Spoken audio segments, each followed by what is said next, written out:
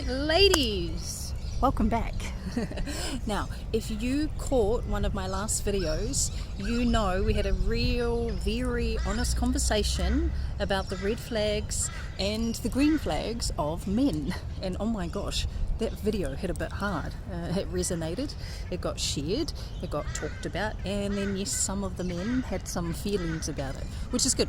That means it actually landed properly. But here is the thing about integrity. If I'm going to hold men accountable for their patterns, I have to be willing to hold us women accountable too. And I mean really hold us accountable, not watered down, not a soft version where we get a little gentle tap on the wrist while the men got the full truth. No, we're going to get fully into the truth today too for us ladies as well, because I am a woman. I have been that woman. I have carried some of these red flags myself. And the only reason I can stand here and talk about them is because I did the work to understand where they actually came from and how to change them. So this is not an attack on you or even on me. This is a mirror, and mirrors are one of the most powerful tools for growth that we can have. So let's go ladies, get your cup of tea or your cacao and your little snacks and let's go. Before we get into the list though, I need to give you some context, because without context, the red flags just sound like criticism, and that is not what this is, okay? Here is the biological reality of what is happening inside a woman's body when she is stressed. Your autonomic nervous system has two primary states, okay? Two. You have your sympathetic nervous system, which is your flight, fight or freeze response, and you have your parasympathetic nervous system, which is your rest, digest and regulate response. Now, when women are under the chronic stress hormone, whether it's emotional stress from a toxic relationship, or it might be chemical stress from poor nutrition, it could be hormone imbalance or a lack of sleep, or even environmental stress from financial pressure, unsafe housing, generational trauma, her body gets locked in to that sympathetic nervous state. That is survival mode. And when you are in survival mode, you do not have access to your higher self. You do not have access to your empathy, and you do not have access to your clarity, your patience, or even your wisdom. You're running on cortisol, and that's adrenaline, and your only job in that state is to stay safe. Now, here's where it gets really interesting from a neuroscience perspective. The female brain is wired differently from the male brain. Women have a larger limbic system, which is the emotional processing center of the brain. We feel things more deeply, more broadly, and more physically than men do. And that's on average, okay, that's on average. Our corpus callosum, which is the bridge between the left and the right hemispheres of our brain, is actually also larger in women, which means we are constantly cross-referring our logic with our emotion. We are always doing both at the same time. This is actually one of our greatest superpowers. Research consistently shows that women have stronger emotional regulation capabilities than men on average. Studies down here in Australia and New Zealand confirm that men are statistically more likely to externalize their stress through aggression, violence, risk-taking behavior, as women are more likely to internalize it. We turn inward, we self-blame, we overgive, and we shrink. And that internalization, when it is underdressed for a long time, that's when that's where our red flags are born. So when I call out these red flags today, I want you to hear this underneath every single one of them. This is not who you are. This is what stress does to you, and in the moment you understand that, you can start to change that. Okay? All right. Yes, let's get in. All right, we're going to start with the red flags. Red flag number 1, the silent treatment as a weapon. Now ladies, we know what we are doing when we go silent. We are not just taking space, we are punishing. We are withdrawing from our warmth and our presence as a way to make someone feel the consequences of upsetting us. And I get it. When you've spent years of not being heard, silence feels like the only power that you have left. But here's the truth. Using silence as a weapon, using silence as a weapon is a form of emotional manipulation. It's passive aggression, and it does not resolve anything. In fact, it just builds resentment on both sides. A regulated woman takes space. She'll breathe, she'll come back, and she'll have the conversation. She does not disappear for 2-3 days just to make a point. Okay, red flag number 2, hyper-independence as a shield. Okay, this one is deeply rooted in trauma, ladies. The I don't need anyone energy, the woman who refuses help, that does everything herself and then burns out completely wondering why she's left alone. Hyper-independence is not a strength, ladies. Okay, it's a nervous system that learned a long time ago that depending on people gets you hurt. It's a survival mechanism that's outlived its usefulness. Real strength is knowing when to ask for help, ladies. Even the birds agree. Real strength is allowing yourself to be supported without feeling like you owe someone your entire soul in return. Okay?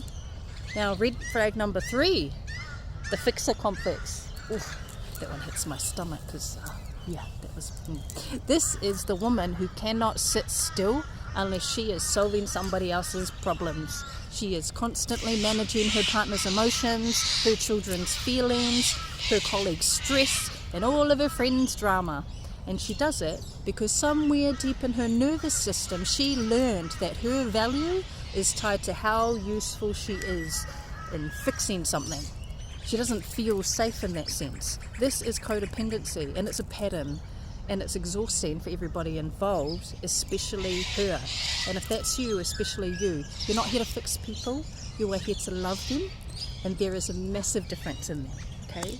All right, red flag number 4, emotional volatility and expecting mind reading. Okay, emotional volatility and expecting mind reading. If you've ever said those words, you should just know, or if I have to tell you, it doesn't count. This one is for you. Expecting people to read your mind and then exploding when they don't know how to communicate in this style, that is a symptom of your nervous system that never learned that it was safe to ask for what it needs directly. When we are dysregulated, we'll test people instead of talking to them. We'll hint instead of asking. And then we feel unseen when they miss the hint. The work here is learning to say what it is that you mean. The lesson here is to be very, very clear about what it is that you want when you're communicating without fear. Right, red flag number 5, testing your partner. This is connected to number 4, but it actually goes deeper. This woman who deliberately creates situations to see if her partner will fail, she sets traps. She withholds information just to see what he does. She creates conflict just to test his loyalty. And every time he fails the test, it confirms her deeper belief that she cannot trust anyone. But here is the thing. You designed the test for him to fail. You are not discovering the truth. You're manufacturing it. And that is a trauma response, not a relationship strategy, ladies. Red flag number 6, lack of boundaries, followed by resentment. Let me shake that one out. Lack of boundaries, followed by resentment. This one is one of the most common patterns that we see in women. You probably see it in yourself. I've definitely seen it in myself, especially down under in Australia and New Zealand, where we are culturally conditioned to be agreeable and not to make a fuss, and to put everything else first. We say yes when we mean no. We overcommit, we overgive, and then 6 months later we're exhausted and resentful and wondering why nobody fucking respects us. But here is the hard truth. People treat us the way we teach them to treat us. If you never say no, people will never know where no is. Let me repeat that. If you never say no, people will never know where no is. Boundaries are not walls. They are the blueprint for how we want to be loved. Okay, red flag number 7. Bringing the past into the present. If you are punishing your current partner for what your ex did, this one is for you. If you are walking into every relationship with your guard already up, your walls already built, and your conclusions already drawn, you are not giving the new person a chance. You are giving your ex that much power over your present. Healing means processing the past so it stops bleeding into your future. It means doing the inner work so that you can walk into a new space with open eyes and open minds and an open heart instead of old wounds, ladies. You have to let it go. Red flag number 8. Using children as emotional anchors. This one is sensitive, and I'm going to say it with love. When we are emotionally depleted, it is very easy to lean on our children for emotional support in ways that are not appropriate for their age, their brain, or their role. Sharing adult problems with children, making them responsible for your emotional state, or using them as messengers in conflict is a form of emotional parentification. It puts an unfair burden on their development and their own nervous system. And our children, they need us to be regulated so that they can feel safe. They cannot be our therapists. That is not what healing is, and that is not what our children are here for. Woo! Red flag number 9. Refusing to self-reflect. Now come on, ladies. The woman who has never been wrong. The woman who can tell you exactly what every person is doing in their life, that they can't identify the single pattern in herself. This isn't strength. This is a defense mechanism. Real growth requires the ability to look at yourself honestly and say, I played a role in this. I have patterns that I need to address. The women who change their lives are the ones who are willing to be uncomfortable enough to look inwardly. Accountability is not weakness. It is the foundation of every green flag on the list. All right, last one. Red flag number 10. Comparison and tearing down other women. This one really irks me, hey, because we are all made out of the same stuff as humanity, but us women, we're a little bit different, and we got to stick together. Here in Australia and New Zealand, we call it the tall poppy syndrome, the cultural habit of cutting down anyone who rises too high. And women do this to each other consistently and constantly. We compare our bodies, we compare our relationships, we compare our success, and we compare our parenting. We gossip, we minimize each other's wins, and then every single time we do it, we are revealing a wound inside of us that has not yet been healed. A woman who is secure in herself does not diminish another woman just to feel okay. Sisterhood and soul sisterhood is one of the most powerful healing forces on this planet, especially if you are mothers. And when we tear each other down, we are doing patriarchy's job for them. That is not what we were born for. We are the creators of this planet. It's time to rise up and stick together. Woo! Okay. Yes, I agree. Now let's talk about who we are when we are healed, who we are when we are regulated, and who we are when we fully step into our power. Because this is the good stuff. This is who you actually are underneath all of that survival writing, okay? The 10 green flags. So green flag number 1 is radical accountability. The ability to look someone in the eye and say, I was wrong. I reacted in a place of hurt and I am sorry. This is one of the rarest and most powerful things a human being can do. It requires regulated nervous systems, a strong sense of self, and an emotional maturity that will separate your ego from your actions. And women who can do this are magnetic. She is trustworthy and she is safe to love. Green flag number 2, nervous system awareness. She knows when she is activated. She can feel the tightness in her chest, the heat on her face, the racing thoughts, and she knows what it means. She knows she is not in a state to have a productive conversation right now. She takes the space, she breathes, she regulates, and then she comes back. This is not avoidance. This is emotional intelligence in action. And it changes everything about the quality of her relationships.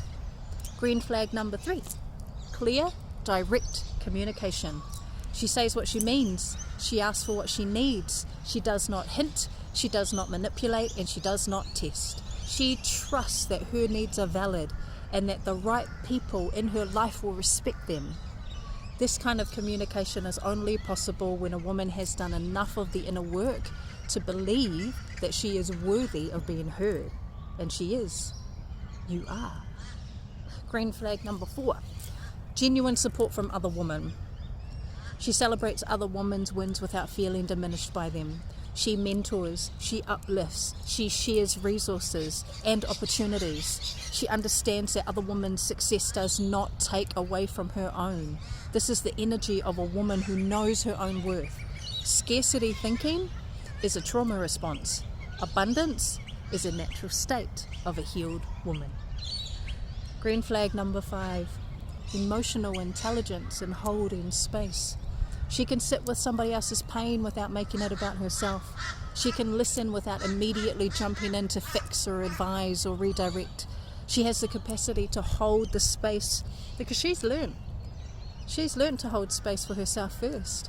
And this is one of the most profound gifts a woman can give in any relationship, whether it's romantic, with family, or even professional. Green flag number 6. A life that exists outside of her relationship. She has her own passions, her own friendships, her own goals, and her own joy that have nothing to do with her partner or her relationship status. She is not waiting to be chosen to start living. She's already living. And this is the woman who enters a relationship from a place of wholeness rather than a place of need. And that changes the entire dynamic of what she attracts. Green flag number 7, discernment over desperation. Discernment over desperation. She takes her time, she observes, she watches how people behave over months and not just in the exciting first few weeks. She does not rush the process because she is not afraid of being alone. She knows that being alone is indefinitely better than being in the wrong relationship. This is the woman who trusts her own intuition because she's done the work. She's done the work to clear the noise and she can hear herself clearly. Green flag number 8, healthy conflict resolution. Oh, I love this one. She sees disagreement as an opportunity to understand, not a battle to win. She can stay in a difficult conversation without shutting down or even escalating. She can hear feedback without collapsing. And she can agree without destroying people. This is only possible when the nervous system is regulated enough to stay present under pressure. And it's one of the most attractive qualities a human being can possess. Green flag number 9. Prioritizing her own health and sacred systems. She moves her body, she sleeps, she nourishes herself, she meditates, she protects her energy. She understands that her physical health and her mental health are not separate things. They are the same system. She treats that system with reverence that it deserves because she knows that everything that she wants to build in her life, her relationships, her business, her legacy, flows from quality over in the internal state of herself. You cannot pour from an empty vessel, ladies, we know that. So she keeps hers full. Oh, number 10, the legacy mindset. She makes decisions based on the woman she wants to become and the example she wants to set. She thinks about her daughters, her nieces, the younger women that are watching her. She asks herself, if this version of me is out here, is this the version that I want to see? She's building something that outlasts her. And she's not just surviving, she's creating a lineage of strength and sovereignty and self-respect. So there it is. There it is, ladies. 10 green flags. And I want you to notice something. Every single red flag on that list has a nervous system root. every single one of them comes back to the body that learned how to survive. That is not your fault, but it is your responsibility to heal it. And every single green flag on that list is available to you right now. Not when you find the right partner, not when your life calms down, not when you have more time or more money, right now. Because healing is not a destination, it is a daily practice. And if you cannot sit in silence with your own thoughts, that is the starting point. Meditation is not a luxury. It is the most important diagnostic tool you have found for your own mind. If you cannot sit with yourself, ask yourself honestly, what am I avoiding? Because the answer to that question is where your healing begins. Ladies, you are a magnet. What you hold inside of you, pull it into your life. The quality of your nervous system determines the quality of your reality. And you have more power than anyone has ever told you. So you can use it. Use that magnetism, okay? I love you. I see you. And I'll see you in the next one very, very soon. And don't forget, never look back. Always look forward.